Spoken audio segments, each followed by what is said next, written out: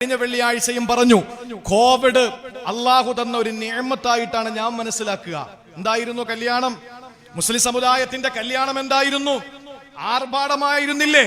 പുതിയ പെണ്ണിനെയും പുതിയ ആപ്പിളയും മാന്യമായിട്ട് ഏറ്റവും കൂടുതൽ ശ്രദ്ധേയമാകുന്നത് അവരാണ്. ഒരു വിവാഹത്തിൽ ഭാര്യയും ഭർത്താവുമാണ്. പെണ്ണുങ്ങൾ പോയാ പുതിയ പെണ്ണിനെ കണ്ടോ, ബിരിയാണി തിന്നോ ഒന്നൊന്നും ചോദിക്കൂല. പെണ്ണെങ്ങനെ ഉണ്ട്, ആണുങ്ങളാണെങ്കിൽ ചെക്കൻ എങ്ങനെ ഉണ്ട്, ഇതൊക്കെ ചോദിക്കുന്നത്.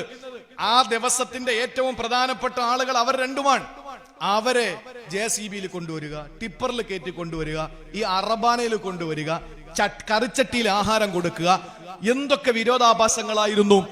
ആദ്യ രാത്രി അവളുടെ വീട്ടിൽ പോയിട്ട് മങ്കൂസ് മൗലൂദ് ഓതുക. ജീവിതത്തിൽ വാപ്പ മരിച്ചിട്ട് യാസീൻ ഓതാത്ത മക്കളാണ്. അവന് ആദ്യ രാത്രി പെണ്ണിന്റെ വീട്ടിൽ പോയിട്ട് മങ്കൂസ് മൗലൂദ് ഓതുക. എന്താ കാര്യം എന്നറിയോ? എന്താ കാര്യം? നാളെ ഇനി ഇത് ക്ലിപ്പാക്കണ്ട മങ്കൂസ് മൗലൂദ് എതിർത്തുന്നത്. ഞാൻ പറയുന്നത് എന്താന്ന് ശ്രദ്ധിച്ച് കേൾക്കണം. മങ്കൂസ് മൗലൂദ് ഓതുക. കാരണം അവനും അവളും ഉറങ്ങരുത്, കിടക്കരുത്. ഇവൻ അവിടെ ഇരുന്ന് മങ്കൂസ് മൗലൂദ് ഓതുക. ഇങ്ങനെയൊക്കെ ചെയ്യുന്ന മോശമായ അവസ്ഥകൾ പോട്ടെ, അതൊക്കെ നമുക്ക് തമാശയായിട്ട് എടുക്കാം. പിന്നെ അതിനെ പ്രോത്സാഹിപ്പിക്കുന്നതല്ല.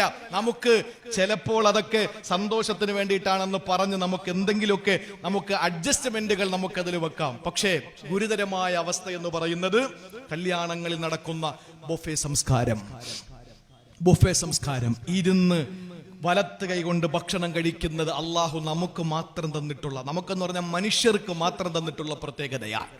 ഇന്ന് വലിയ വലിയ കല്യാണങ്ങൾ, ആർക്കും വിഷമം തോന്നരുത്. തോന്നിയാലും എനിക്കൊന്നുമില്ല. ഞാൻ പറയാണ്, വലിയ വലിയ ആർഭാട കല്യാണങ്ങളിൽ പണത്തിന്റെ കൊഴുപ്പ് കൂടുമ്പോൾ ബൊഫേ സംസ്കാരം വെച്ചിട്ട് കാളകളെ പോലെ നടന്നു തിന്നുന്ന വൃത്തികെട്ട മ്ലേച്ഛമായ സംസ്കാരം, ആർഭാടം, ഇതൊക്കെ കാട്ടിക്കൂട്ടി അള്ളാഹുവിന്റെ ഇടപെടലുണ്ടായി. ഇപ്പൊ എന്താ സംഭവിച്ചത്? 10 പേര് 20 പേര് മാത്രം കല്യാണത്തിന്. അൽഹംദുലില്ലാ, കല്യാണം ചുരുക്കി. വീഡിയോ ഇല്ല, ഒന്നുമില്ല.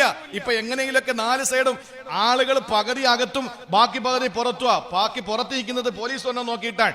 പേടിച്ച് നിക്കാഹ് നടത്തി എങ്ങനെയൊക്കെ ഭക്ഷണം കഴിച്ചിട്ട് തടി സലാമത്താക്കുന്നു. അള്ളാഹുവിനെ പേടിച്ചില്ലെങ്കിൽ അള്ളാഹു നമ്മളെ മറ്റുള്ളവരെ കൊണ്ട് ഭയപ്പെടുത്തും. അതിന്റെ ഒരു ചെറിയ ടെസ്റ്റാണ് ഇത്. പൂർണ്ണമായിട്ടില്ല, ഇതൊരു ടെസ്റ്റ് മാത്രമാണ്. അള്ളാഹു നമ്മളെ കാത്തുരക്ഷിക്കട്ടെ. അതുകൊണ്ട് പ്രിയപ്പെട്ട സഹോദരങ്ങളെ, ഞാൻ അവസാനിപ്പിക്കുന്നതിന് മുമ്പായി വളരെ പ്രധാനപ്പെട്ട ഒരു കാര്യം കൂടി പറയാണ്.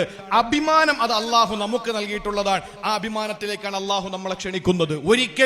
ഒരിക്കലും അള്ളാന്റെ ഹബീബ് സല്ലല്ലാഹു അലൈഹി വസല്ലമ തങ്ങൾ മോശമായ ഒരു സ്വഭാവ വൈകൃതത്തിലേക്ക് ഇന്ന് വരെ ആരും ക്ഷണിച്ചിട്ടില്ല. അഭിമാനത്തിലേക്കാണ് നമ്മളെ ക്ഷണിക്കുന്നത്. പോകാൻ നമ്മൾ തയ്യാറാകണം. അള്ളാഹു അതിന് തൗഫീക്ക് നൽകി അനുഗ്രഹിക്കുമാറാവട്ടെ.